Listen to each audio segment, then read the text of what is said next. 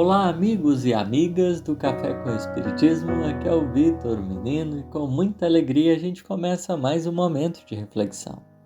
No episódio de hoje, nós continuaremos o nosso estudo a respeito da quarta parte de O Livro dos Espíritos, no item Temor da Morte, que pertence ao capítulo 1. Na questão 941, Allan Kardec questiona o seguinte: para muitas pessoas, o temor da morte é uma causa de perplexidade. Esse medo de desencarnar, ele causa desespero. De onde lhes vem esse temor, tendo elas diante de si o futuro? Kardec quer investigar a gênese, o campo das causas para essa questão, o motivo desse desespero, sendo que nas determinações divinas a continuidade da existência não é uma dúvida. Nas leis divinas, a sobrevivência do espírito, a morte corpórea, é uma certeza. Os espíritos colocam: falece-lhes fundamento para semelhante temor. É como se eles dissessem: olha, não existe base para essa preocupação, para esse sentimento. Só que eles não param por aí. Poderiam muito bem terem simplesmente interrompido a resposta nesse momento, para colocar: olha, isso é algo, sem fundamento. Mas eles continuam: mas que queres? Se procuram persuadi-las quando crianças de que há um inferno e um paraíso, e que mais certo é irem para o inferno, visto que também lhes disseram o que está na natureza constitui pecado mortal para a sua alma.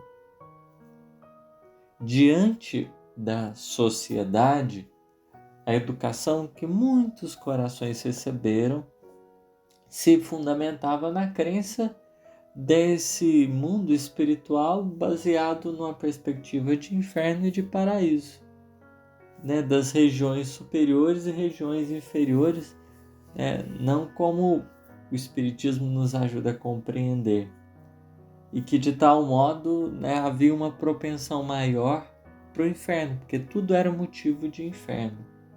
Sucede então, dizem os espíritos, que tornadas adultas essas pessoas, se algum juízo têm, não podem admitir tal coisa e se fazem ateias ou materialistas. São assim levadas a crer que além da vida presente, nada mais há. Quanto aos que persistiram nas suas crenças de infância, esses temem aquele fogo eterno que os queimará sem os consumir.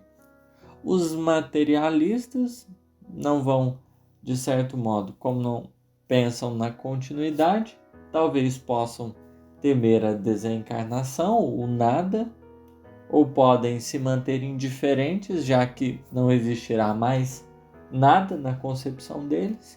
E aqueles que, em crescendo, sustentam essas concepções de céu e o inferno, por sinal, podem manter-se preocupados com a sua estadia do outro lado, receosos dessa destinação para o lugar onde vão.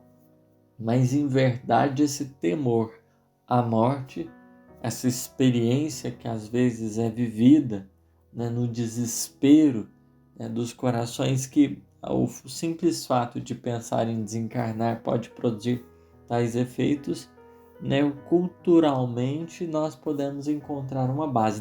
A base não está no espírito. Esse medo da morte não está efetivamente no campo do espírito, mas diz respeito aos costumes, às ideias que elas vão sendo desenvolvidas. Isso para a gente ter a dimensão de como é expressivo essa educação que a gente recebe, aquilo que vai sendo trabalhado, porque pode de algum modo impactar no desenvolvimento de alguns traumas, de algumas inseguranças que não têm razão de ser. A nossa consciência da lei divina E o Espiritismo trabalha isso de maneira muito precisa, sem metáforas, sem nada, para que fique muito compreensível. Vai nos ajudando a ter esse senso de continuidade com muito mais clareza, para que a gente possa abraçar a desencarnação como quem reconhece um processo natural. Por isso, Kardec vai propor o seguinte: ao justo nenhum temor inspira a morte, porque com a fé ele tem a certeza do futuro. A esperança fala o contar com a vida melhor, e a caridade, a cuja lei obedece, lhe dá a segurança de que no mundo para onde terá de ir, nenhum ser encontrará cujo olhar lhe seja de temer.